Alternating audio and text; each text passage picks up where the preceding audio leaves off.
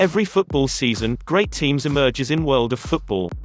But, every once in a while, a team comes along who is truly special. Their play is something to behold, their accomplishments and trophies become the stuff of legends, their names will undoubtedly be echoed in the annals of history. These are the teams we're interested in. The sides that are still spoken of in reverent tones, those whose talent has placed them on hallowed ground as one of the greatest clubs in world football history. So, lace up your cleats, grab your Lisbon Lions scarf and Man U treble memorial kit and let's get started, shall we? 50. Hamburger SV, 1982-83.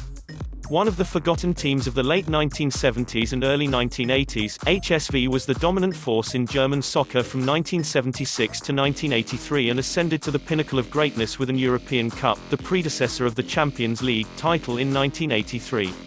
This talented club was led by national star Felix Magath, who guided Hamburger to the Bundesliga title, the European Cup title and a runner-up finish in the European Super Cup.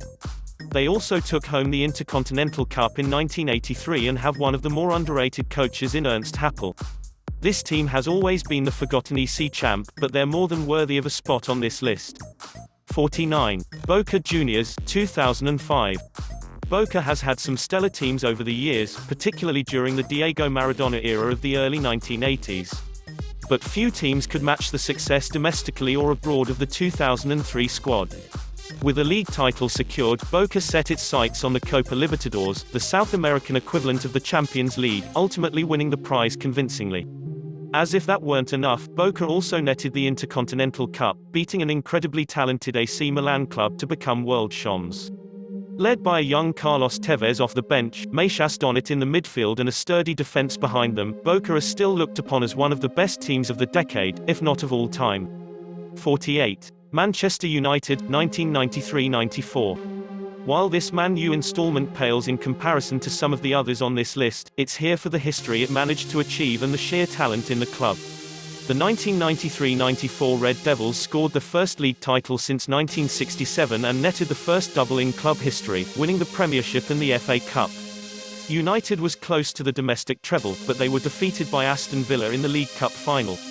With midfielders Ryan Giggs, Paul Ince, Andrei Kanchelski and Lee Sharp, forwards Eric Cantona and Mark Hughes, defensive midfielder Roy Keane and goalkeeper Peter Schmeichel, the nucleus of this Man U squad might have been one of the most successful in history. Because they got their start in this magical run, the 93-94 United squad makes the list. 47. Sao Paulo, 1993. Few teams in the world could match the success found by Brazilian giants Sao Paulo in the early 1990s. Under legendary head coach Tele Santana, Sao Paulo reached the pinnacle of their powers during the 1993 season. While they failed to win the Brazilian Championship, the rules seem to change each year to best fit a certain team's preferences, so it's tough to win one. Sao Paulo won pretty much every other competition they entered, including the Supercopa Sudamerica, the Recopa Sudamerica, the Copa Libertadores and the Intercontinental Cup. Led by superstar midfielder Ryan goalkeeper Zeti, Sao Paulo's run of dominance on the world scene won't soon be replicated, particularly in South America. 46. Arsenal, 1930s. The dominant force in English football in the 1930s was undoubtedly the Gunners.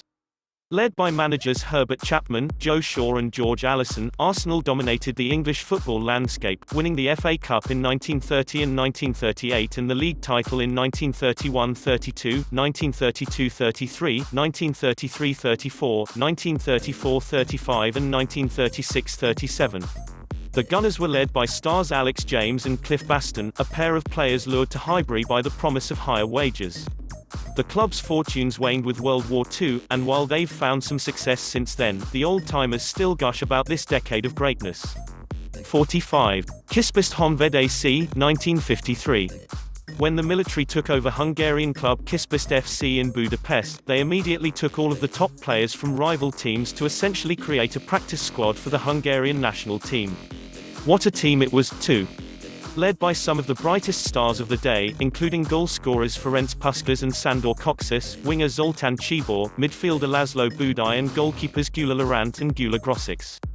The Might Magyars ran roughshod over much of Europe and pushed English club Wolverhampton Wanderers to the brink of defeat and would have were it not for serious gamesmanship from Wolves manager Stan Cullis, who ordered the pitch flooded to prevent Honved from using the precise passes to full effect. It worked, as the Hungarians fell 3-2 in 1953, but not before establishing themselves as the dominant force in European football. Sadly, it would not last, as the Hungarian government collapsed in 1956, and the Honved players scattered to the winds, never getting the chance to win a European Cup. 44. Chelsea 2004-05. The Blues finally broke through in 2004-05, the first full season under Jose Mourinho. They ran away with the Premiership title, taking it by a comfortable 12 points over second-place Arsenal. Featuring goalkeeper Peter Cech at the height of his powers, defenders John Terry, Glenn Johnson, Ricardo Carvalho and William Gallas, midfielders like Joe Cole, Damien Duff, Arjen Robben and a suddenly revitalized Claude Makelele, and forwards Didier Drogba and a still dangerous Ior Gudjohnsen, this Chelsea side remains the most successful side of all time, winning the Premiership, the Carling Cup and advancing to the semi-finals of the Champions League. Sure, the 2007-08 squad may have been more talented, but with second-place finishers in the Carling Cup, the Premiership and Champions League, winning beats out talent for a spot on the list. 43. PSV Eindhoven, 1987-88. PSV Eindhoven have a history of being one of the best clubs in the Dutch Eredivisie, along with Ajax, and occasionally, Feyenoord. But, in 1987-88, under the tutelage of legendary manager Guus Hiddink, Eindhoven had one of the greatest runs Dutch football has ever seen. They ran away with the Eredivisie title, as well as the KNVB Cup, the Netherlands League Cup, and, most importantly, beat Benfica in the European Cup finals, winning a 0-0 draw in a shootout. Interestingly, PSV didn't win any of their last 5 European Cup matches, playing each opponent to a draw and winning on away goals. Led by stars Ronald Koeman, Eric Gerrits, Soren Leby, Wim Kieft and goalkeeper Hans van Breukelen, PSV remain one of better teams of all time. 42. Dynamo Kiev, 1986. Dynamo Kiev have long been the dominant force in Ukrainian football, but in the 1970s and 80s, they were the dominant force in all of Soviet football, ruling the league. Under the tutelage of legendary manager Valery Lobanovsky, Kiev took home the European Cup Winners' Cup in 1986 and finished second in the European Super Cup to Steaua Bucharest. Led by the superb Oleg Blokhin, Kiev were the dominant force in football in the Soviet bloc during this era, and while the 1875 edition was more successful, the 1986 team is typically considered the more superior unit. 41. Arsenal, 2003-04. No team in the modern era of football has found more success in domestic competition than the 2003-04 Arsenal side that ran roughshod over the English Premier League. Led by manager Arsene Wenger, the Gunners finished the season undefeated, the first side since Preston North End in 1889 to accomplish such a feat in English football. With a dynamic attack featuring forwards Dennis Bergkamp and Thierry Henry, Robin van Persie and Cesc Fabregas were a part of the squad, but didn't play a match for Arsenal, and aided by the likes of Patrick Vieira, Freddie Ljungberg, Gilberto and Robert Perez in the midfield, the Gunners' attack was as formidable as it is today. The difference is the Gunners had a defence worthy of their elite attack. Led by Ashley Cole, Sol Campbell and Kolo Touré, and anchored by Jens Lehmann, Arsenal's back line was as sturdy as they come.